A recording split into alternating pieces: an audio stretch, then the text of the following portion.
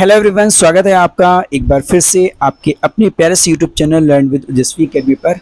माफ़ी चाहूँगा जो आपको रुकना पड़ा और ये वीडियो दो पार्ट में बनाना पड़ा, क्योंकि मेरी भी मजबूरी है, क्योंकि मोबाइल जो है वो इतना सपोर्ट नहीं करता है और एडजस्ट करना पड़ता है ना बुक को।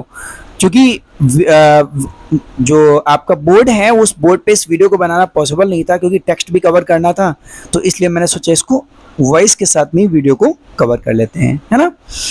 तो हम लोग बात कर रहे थे कीपिंग क्वाइट की। लास्ट स्टेंजा में मैंने पढ़ा था कि भाई फिशरमैन और जो आपके मेन हैं जो सॉल्ट गैदरिंग कर रहे हैं, उनसे वो भी इस जो एग्जॉटिक मूवमेंट है उसमें शामिल हैं। वो भी कहते हैं कि भाई इस एग्जॉटिक मूवमेंट में ये भी उसका पार्ट बन जाए और ये भी अपने काम को रोक दें, और जो है ताकि क्या होगा, जो फिश हैं, मछलियां हैं, उनकी जान बच जाए, और वो जो मैन हैं उनको भी इस बात का रियलाइज हो जाए कि भाई उनके वो भी अगर अपने काम को रोक देंगे तो उनके हाथ भी इतना चोटिल होने से बच जाएंगे, है ना। चलते हैं नेक्स्ट स्टेंजा की तरफ। Those who prepare green was with gas, was with fire. Victory with no survivors would put on clean clothes and walk about with their brothers in the shade doing nothing. क्या कह रहे हैं भाई, those who prepare green wars. यार दुनिया में कुछ ऐसे लोग हैं जिनका काम ही क्या है, नुकसान पहुंचाना, है ना। अब यहाँ पर बात किसकी हो रही है, कुछ ऐसे लोग जो बिल्कुल प्रिपेयर हैं, बिल्कुल रेडी हैं किस बात के लिए, ग्रीन वॉस के लिए। अब ये ग्रीन वॉस क्या है, ग्रीन वॉस का जो मतलब है यहाँ पर वो इन्वायरमेंट है। याद रखना बच्चों, ये सब पेपर में पूछा जाता है कि what is the meaning of green wars in this stanza. तो ग्रीन वॉस का मतलब होता है इन्वायरमेंट। अब इन्वायरमेंट का मतलब क्या हुआ, पर्यावरण में जो हरे भरे पेड़ हैं, है ना। आपको पता होगा कि आधे से ज्यादा लोग इसी बात के लिए रेडी रहते हैं कि भाई कब मुझे मौका मिले और जो हरे भरे पेड़ हैं उनको काट दिया जाए, है ना। पेड़ों को काटा जाए और उससे क्या किया जाए, अपना प्रॉफिट कमाया जाए, पैसा कमाया जाए। इन्वायरमेंट को डिस्ट्रॉय करने में लगे हुए हैं, है ना। वास विद गैस, और कुछ ऐसे भी लोग हैं जो सिर्फ क्या करने के लिए तैयार हैं, वास विद गैस, लड़ाई करने के लिए तैयार हैं भाई, किसके साथ, गैस के साथ। अब गैस का मतलब क्या हुआ कि जो बड़ी बड़ी इंडस्ट्रीज हैं, है ना, जो उनसे जो इन्वायरमेंट, जो हमारा जो वातावरण है वो दूषित होता है ना। तो ये जो गैस है ना, तो वो अपनी इंडस्ट्री में ही लगे हुए हैं। वास विद फायर, फायर की बात करें तो ये जो गोला बारूद है ना, जो बम वगैरह है ना। तो कुछ लोग जो है सिर्फ इसी लड़ाई झगड़े में लगे हुए हैं। अगर हम सीधी बात करें तो पॉइंट हमें ले जाना चाहता है उन लोगों की तरफ जो दुनिया में अपने आप को महाशक्ति बनाना चाहते हैं, जो ऐसा करना चाहते हैं कि भाई पूरी दुनिया में सबसे बड़े पावरफुल हम ही हैं। तो वो क्या करेंगे, वो इन सब का इस्तेमाल करेंगे, गैस का भी इस्तेमाल करेंगे, है ना, और परमाणु बम का भी इस्तेमाल करेंगे, बम का भी इस्तेमाल करेंगे, है ना। तो इन्वायरमेंट को दूषित करेंगे, बस किस लिए, वो सिर्फ ये चाहते हैं कि भाई दुनिया में हम सबसे बड़े पावरफुल बन जाएं, है ना। तो कह रहा है भाई ऐसे लोगों को वो कह रहे हैं जो लोग ऐसा काम करते हैं। विक्ट्री विद नो सर्वाइवर्स, कह रहे हैं भैया तुम एक काम करो, तुम यार बंदूक चला करके, ये बम चला करके जीत तो जाओगे, तुम्हारे पास हथियार हैं भाई, हमारे पास हथियार नहीं है, तुम इनसे जीत तो जाओगे, पर एक बात बताओ हमें, बट विद नो सर्वाइवर्स। लेकिन इस ये जो विक्ट्री है, ये जो तुम्हें जीत हासिल होने वाली है इन हथियारों के माध्यम से, इसको सेलिब्रेट करने वाला ही कोई नहीं बचेगा। नो सर्वाइवर्स, इसको जो है सेलिब्रेट करने वाला ही जब कोई नहीं बचेगा, तो भैया तुम इस विक्ट्री को एंजॉय किसके साथ करोगे, है ना, किसके साथ में एंजॉय करोगे। तो कह रहा है there is no use of this victory, ऐसे ही विक्ट्री का कोई मतलब नहीं है। तो पोएट कहता है कि भाई उन सब से कहता है कि भाई प्लीज आप सब इस एग्जॉटिक मूवमेंट का एक पार्ट बन जाओ, एक हिस्सा बन जाओ। और जानते हो क्या कहता है, वो कहता है कि would put on clean clothes, कि वो सब के सब क्या करेंगी, न्यू क्लॉथ्स पहनेंगी। मतलब पुट ऑन का मतलब क्या होता है भाई, पुट ऑन का मतलब होता है पहनना। क्लीन क्लॉथ्स, साफ कपड़े पहनेंगी, and walk about with their brothers. अब देखिए यहाँ पर पुट ऑन क्लीन क्लॉथ्स का मतलब समझ लीजिए, जो यहाँ पर जो किताब में जो पोएम के अकॉर्डिंग जो मीनिंग है उसका मतलब ये है कि अपने अंदर नए विचारों को लाना। पुट ऑन क्लीन क्लॉथ्स का मतलब हुआ नए विचारों को अपने अंदर लाना, नए कपड़े, साफ कपड़े पहनने का मतलब ये हुआ कि जो हमारे बुरे विचार थे, लड़ाई झगड़े वाले जो विचार थे, वास विद गैस, वास विद फायर, ग्रीन वास, ये जो विचार थे ना, इन विचारों को हमें क्या कर देना है, त्याग देना है, और हमें ऐसे विचार लाने हैं, पुट ऑन क्लीन क्लॉथ्स, हमें ऐसे अच्छे विचार लाने हैं जिससे क्या हो, and work about with their brothers, आपस में साथ साथ हम रहें, हमारे अंदर ब्रदर्स भाईचारे की भावना हो, in the shade doing nothing, और ऐसा कुछ भी ना करे, डूइंग नथिंग, ऐसा कुछ भी ना करे जिससे क्या हो, दुनिया में तबाही आ जाए, बर्बादी आ जाए, लोग बर्बाद हो जाएं, बल्कि इन द शेड, एक छाया में आकर के भाईचारे की भावना को अपनाएं। तो this is very very important stanza. इस स्टेंजा में बताया जा रहा है कि पोएट उन लोगों से कहता है कि वो एग्जॉटिक मूवमेंट का पार्ट बने, हिस्सा बने, जो बिल्कुल तैयार हैं लड़ाई झगड़े के लिए, वार करने के लिए, लड़ाई करने के लिए, है ना, और ऐसी लड़ाई का कोई मतलब नहीं है, वो जीत तो हासिल कर लेंगे पर उस जीत का कोई मतलब नहीं रहेगा जब उस जीत को एंजॉय करने वाला ही कोई नहीं रहेगा, है ना। तो कह रहा है कि भाई वो सभी लोग क्या करेंगे, अपने अंदर नए विचार लाएंगे और सबके साथ जो है वो भाईचारे की भावना प्रेरित होगी और सब एक साथ मिलकर के रहेंगे, है ना। बट ये सब कब पॉसिबल होगा, जब पोएट 1 से 12 तक गिनेगा और सब के सब जो है इंट्रोस्पेक्शन करेंगे, तभी ऐसा पॉसिबल होगा। What I want should not be confused with total inactivity. What I want should not be confused with total inactivity. Life is what is it is about.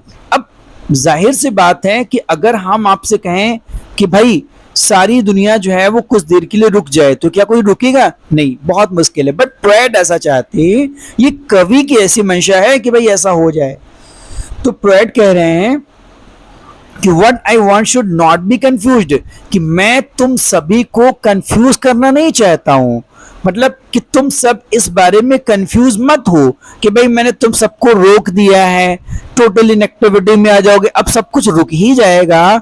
भैया एक बात बताओ, अगर सभी लोग अपना काम करना ही बंद कर देंगे तो आगे काम ही कैसे चलेगा, है ना। अगर बड़ी बड़ी फैक्ट्रियां, बड़ी बड़ी इंडस्ट्री अगर अपना काम करना बंद कर देंगी, जहां पर दिन रात काम होता है, तो हमारी जो नीड की चीजें हैं, जरूरत की चीजें हैं, वो कैसे पूरी होंगी, है ना। तो पोएट कह रहे हैं कि भाई मैं तुम सबको कंफ्यूज करना नहीं चाहता हूं इस इनएक्टिविटी से, है ना, कि इसका मतलब ये जो टोटल इनएक्टिविटी है ना, भाई मैंने कहा कि भाई तुम सब रुक जाओ, स्टिल हो जाओ, इंट्रोस्पेक्शन करो, तो मैं इससे तुम लोग को कंफ्यूज नहीं करना चाहता हूं, बट मैं तो बस ये चाहता हूं क्या, life is what it is about, कि जीवन क्या है और जीवन के बारे में तुम जानो, है ना।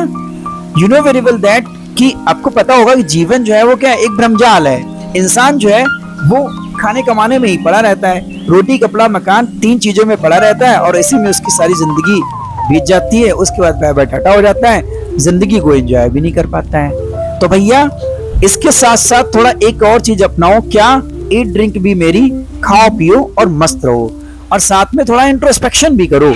विवेकानंद ने भी ऐसा कहा है कि भाई 24 घंटे में एक बार अपने आप से बात करनी चाहिए, है ना। जब आप अपने आप से बात करोगे, है ना, तो लोग तो जरूर कहेंगे आपसे कि यार क्या पागल है क्या, अपने आप से बात कर रहा है। पर एक बार आप अपने आप से बात करके देखो तो आपको पता चलेगा कि आपने लाइफ में कितने लोगों को गालियां दी हैं और कितने लोगों को आपने प्यार किया है और कितने लोगों से आपने प्यार से बातें की हैं, है ना। और आपके मन में ये चीज आएगा, यार मुझे उसके साथ में गलत नहीं करना चाहिए था, उससे मुझे गलत नहीं बोलना चाहिए था। सेम यही पर्पस है पैब्लो नेरूदा का इंट्रोस्पेक्शन करने के लिए। तो वो क्या कह रहे हैं, पोएट कह रहे हैं कि भाई मैं नहीं चाहता हूं, I want no truck with death, मैं नहीं चाहता हूं कि लाशों के ढेर हो जाएं। I want no truck with death, मैं नहीं चाहता हूं कि ट्रक भर भर के डेथ हो, है ना, लाशें जाएं, है ना। कि भाई अब जैसा कि ऊपर बताया गया, वास विद गैस, वास विद फायर, जब ये सब चीजें होंगी तो क्या होगा, लाशों के ढेर लग जाएंगे, है ना। तो वही पीस चाहते हैं।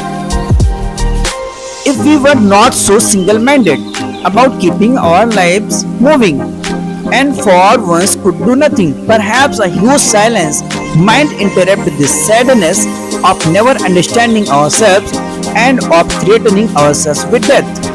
क्या बता रहे हैं पोएट, हमारे बता रहे हैं कि अगर हम सिंगल माइंडेड ना होते, सिंगल माइंडेड का मतलब क्या हुआ? देखो, सिंगल माइंडेड का मतलब समझ लो यार। एक बात बताओ, आप सुबह उठते हो और क्या करते हो? सुबह उठे, रेडी हुए और जॉब के लिए निकल पड़े, है ना? और जॉब से लौट के आए तो क्या हुआ? रात में 11-12 बजे आए, खाना खाया, सो गए, सुबह उठे, फिर जॉब के लिए निकल पड़े, फिर आए, है ना? फिर रात को 11-12 बजे आए, फिर सो गए, फिर सुबह उठे, फिर जॉब के लिए निकल पड़े, है ना? तो आप तो इतना बिजी शेड्यूल है आपका लाइफ में कि आपको तो अपने घर वालों के लिए, बच्चों के लिए, फैमिली के लिए टाइम ही नहीं मिलता है। और जब आपको टाइम ही नहीं मिलेगा तो आप लाइफ को एंजॉय क्या करोगे? तो फ्रेड वही कह रहा है कि यार अगर हम सिंगल माइंडेड ना होते about keeping our life moving, कि भाई हम अपनी जिंदगी को, जो ये हमारी जो लाइफ है ना, जो ये भागदौड़ वाली जिंदगी है ना, और कुछ भी ना करते, and once could do nothing, और कुछ भी ना करते, है ना, एक बार भी कुछ भी ना करते, तो क्या होता? तो हमारी जिंदगी जो है वो आगे बढ़ती नहीं। मैं अगर कुछ नहीं करेंगे तो पैसा कहां से आएगा, और पैसा नहीं आएगा तो अपनी लाइफ को कैसे मूव करेंगे, कैसे आगे बढ़ा पाएंगे, जिंदगी कैसे आगे बढ़ेगी? पर हमारे माइंड में तो सिर्फ पर्पस एक ही चल रहा है, क्या? पैसा कमाना, है ना? और पैसे कमाने के लिए हम अपनी जो खुशी है, अपना जो अपनी फैमिली, अपने बच्चों का जो एंजॉय है, वो तो कर ही नहीं पा रहे हैं, है ना? तो पोएट कह रहे हैं कि भाई परहैप्स अ ह्यूज साइलेंस, शायद इन चीजों को जो है, एक जो ह्यूज साइलेंस है जिसको पोएट कह रहा है, ये साइलेंस वही है जिसको उसने एग्जॉटिक मोमेंट कहा है, जिसको उसने 1 to 12 काउंट करने पर आपसे रुकने के लिए कहा है, जिसके लिए आपसे उसने इंट्रोस्पेक्शन करने के लिए कहा है, ये वही ह्यूज साइलेंस है। तो कह रहा है अ ह्यूज साइलेंस, शायद ये जो ह्यूज साइलेंस है, ये जो एक बड़ी सी चुप्पी है, क्योंकि वो सबसे चुप रहने के लिए कह रहा है, शायद माइट इंटरप्ट दिस सैडनेस, शायद ये इंटरप्ट करे दिस सैडनेस, इस सैडनेस को, है ना, ऑफ नेवर अंडरस्टैंडिंग आवरसेल्व्स, और जो हम कभी भी अपने आप को नहीं समझ पाए, है ना, और हम हमेशा डरे रहे, थ्रेटनिंग आवरसेल्व्स विद डेथ, हमेशा जो है भय में रहे, जो है हमेशा हमें क्या लगता रहा कि लोगों की धमकियों से हम डरे रहे, है ना? तो इन सारी चीजों को अगर कोई कंट्रोल कर सकता है, अगर कोई रोक सकता है, तो वो है ह्यूज साइलेंस, है ना? एक बार फिर से समझ लीजिए, इस स्टेंजा का मतलब ये है, ये पोएट आपसे ये कह रहा है कि जो आप देख रहे हैं ना कि भाई सैडनेस, या तो इंसान जो है वो इस चीज से परेशान है कि उसके पास बिल्कुल टाइम ही नहीं अपनी फैमिली के लिए, या फिर वो क्या कर रहे हैं, अपने आप में बिल्कुल अपने आप को समझ ही नहीं पा रहा है, या फिर लोगों की धमकियों से वो डरा हुआ है ना? तो इन सारी चीजों से अगर दूर होना है तो हमें क्या करना पड़ेगा? ह्यूज साइलेंस का हिस्सा बनना पड़ेगा, एक बड़ी साइलेंस का हिस्सा बनना पड़ेगा, और शायद हमें तब उन चीजों का रियलाइजेशन हो जाएगा, है ना? तो अगर हम कुछ पल चुप रह करके देखते हैं तो शायद हमें इन सारी चीजों का एहसास हो जाएगा। और ये बात आपको ही पता है कि अगर हमें किसी का दिल जीतना है, अगर हमें किसी भी मामले में समझौता करना है, अगर हम चाहे कि सामने वाला जो है वो हमसे दुखी ना हो, तो अगर आप लड़ाई में जो है शांति को अपना लेते हैं तो शायद मामले खुद ब खुद जो है वो सॉल्व हो जाते हैं, है ना? Perhaps the earth can teach us as when everything seems dead and later proves to be alive. अब इसके लिए पोएट ने क्या किया है, हमें एक जो है, हमें क्या किया है, हमें एक उसने एग्जाम्पल भी दिया है, और इस चीज का जो एग्जाम्पल है वो पृथ्वी से बढ़कर के कोई नहीं हो सकता है। एक बेटर एग्जाम्पल है अर्थ का। अर्थ कैन टीच अस, हमें शायद अर्थ सिखा सकती है क्या? As when everything seems dead, जब सब कुछ कैसा प्रतीत होता है? डेड प्रतीत होता है, एकदम जैसा लगता है कि यार सब कुछ बंजर हो गया, सब कुछ खत्म हो गया है। And later proves to be alive, और पृथ्वी फिर से क्या करती है? वो जीवित होने का प्रूव करती है, सिद्ध करती है। अब हम आपको इसे अलग तरीके से समझाने की कोशिश करते हैं। जैसे आपने कई बार देखा होगा कि कई बार क्या होता है कि बड़ी बड़ी बाढ़ आ जाती है, और बाढ़ में क्या होता है, सब कुछ तबाह हो जाता है। लेकिन कुछ समय के बाद क्या होता है कि सब कुछ सही हो जाता है और फिर से घर बस जाते हैं और फिर से लोग रहने लगते हैं। ऐसे ही कई बार बड़े बड़े भूकंप आते हैं और उस भूकंप में क्या होता है, सब कुछ तबाह हो जाता है, लोगों के घर बर्बाद हो जाते हैं।